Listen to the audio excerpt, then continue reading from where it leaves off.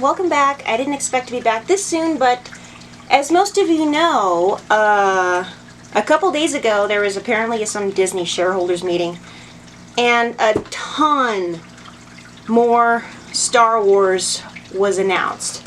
Not just TV series, but movies.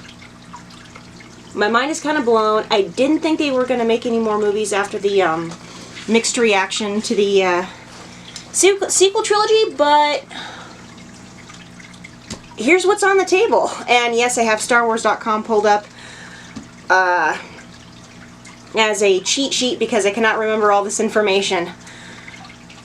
First of all, there's something called Rogue Squadron. You may remember the novels, I know I did, that featured Wedge Antilles and Rogue Squadron pilots such as Hobby, Jansen, Gavin Darklighter, Coran Horn, and a whole bunch of other characters that made their memorable appearances in the novels, and people still know them and love them and remember them.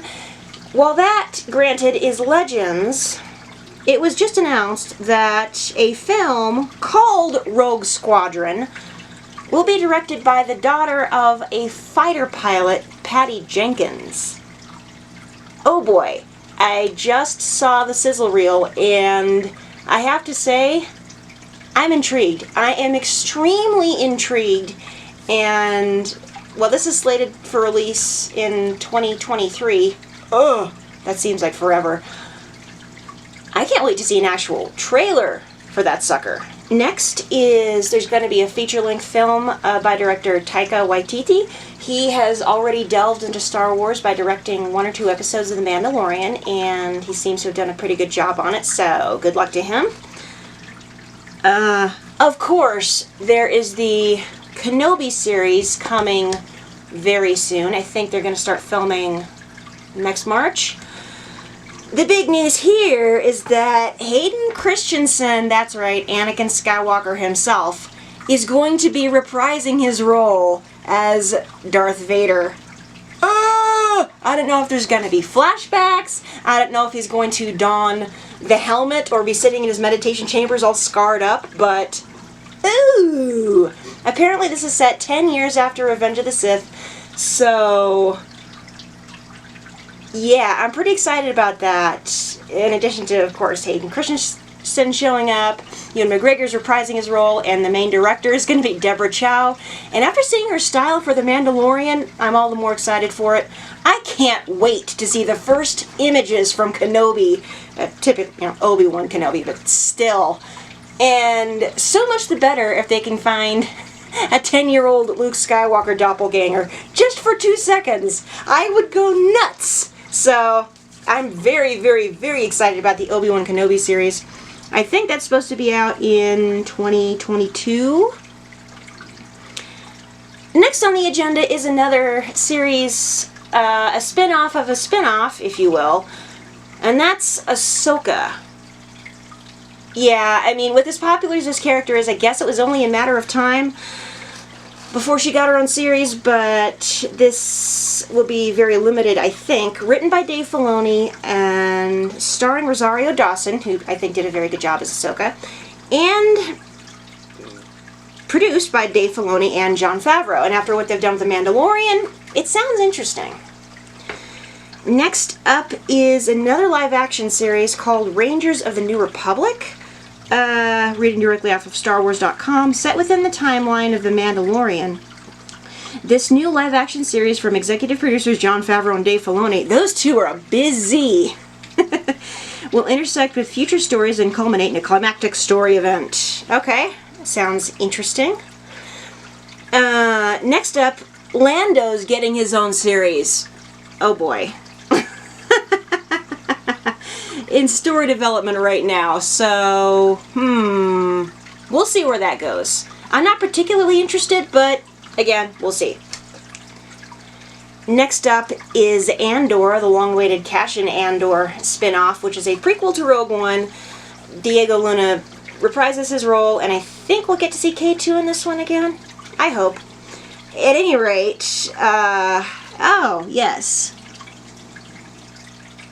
The new cast that joins includes Stellan Skarsgård, Adria Arjona, Fiona Shaw, I've heard of her before, Denise Goff, Kyle Soller, and Genevieve O'Reilly as Mon Mothma? All right! Well, she's good at that role, so I'm glad she's coming back. Production kicked off 3 weeks ago in London. Okay, so they just started with this thing. All right. Next up is a dark side-centered series called The Acolyte. Ugh. All I can hear is the title, and then I'm knowing I'm definitely noping out of that one. The dark side stuff, especially anything that's developed by Dave Filoni, like Dark Side Magic or whatever, it gives me the willies, so no thank you. I don't want any more hair standing on end than is necessary. Next up is a spin-off of the Clone Wars called Star Wars The Bad Batch. I did watch the sizzle reel for that. I'll admit it, I wasn't all that fond of the Bad Batch storylines in the Clone Wars, so I can't say I'm all that excited for this series, but I don't know. If my friends who know what I like would recommend it, then maybe I'll give it a try. Exclusively on Disney Plus, of course. Next up is something called Star Wars Visions. New creative takes on the galaxy far, far away. A series of animated short films celebrating Star Wars through the lens of the world's best anime creators. Ooh, that sounds very interesting. And then wrapping things up is a droid story. This epic journey will introduce us to a new hero guided by legendary duo R2-D2 and C-3PO. Well, everybody loves droids, and droids can become unexpectedly popular, like, say, K-2SO from Rogue One, or, of course, BB-8 from the sequel trilogy. But, I don't know. I think with most of these I'm going to reserve judgment until I see a full trailer for them, and then see if it gets me excited. If it does, maybe I'll give them a watch. So there we go. That's what's going on in the world of Star Wars. New stuff coming out. Not surprising that it's mostly TV series since The Mandalorian did so well, but we know all of them can't be as good as The Mandalorian because it's not really possible to produce that kind of quality on a large scale. I will say I do have reservations. I'll try and reserve judgment until after I've seen a trailer or actually watch the first episode. Like with The Mandalorian, I didn't think I'd like it at all until after the second episode. And now I'm kind of hooked. So I'll try and be fair and reserve judgment. Anyway, that's been the Clumsy Jedi's hot take on the new Star Wars coming out in the next couple of years. Thank you so much for watching. If you want to see more geeky content, go ahead and click that little subscription button down below. Don't forget to check out the links in the description box. Question of the day. How much of this did you find out about right away? And of the new Star Wars that's being mentioned, is there anything on that list that excites you the most? If so, what is it? Go ahead and post a comment. So, I'll see everybody again next week with my review of the season finale of The Mandalorian. Mine and my husband's, that is. No guarantees as to whether or not anything vlog related will be coming out after that because it's going to be really crazy. We're probably going to be moving soon. Please let us move soon. We really, really need to move soon because this attic ain't big enough for the two of us and we need to find someplace bigger. So, yeah. But other than that, there is, of course, the New Year's Eve live stream coming up on December 31st, starting at 10 p.m. Central Time. So be sure and tune in for that. We're going to have lots of fun. Going to do the usual Dr. Pepper overload. Maybe my husband and I will play some games like cards or something like that. And you guys get to join in all the fun. It'll be a way to have a New Year's Eve party while still staying socially distanced. But this is sort of a New Year's tradition anyway, right? I have fond memories from the last couple of years when I've had the live stream going.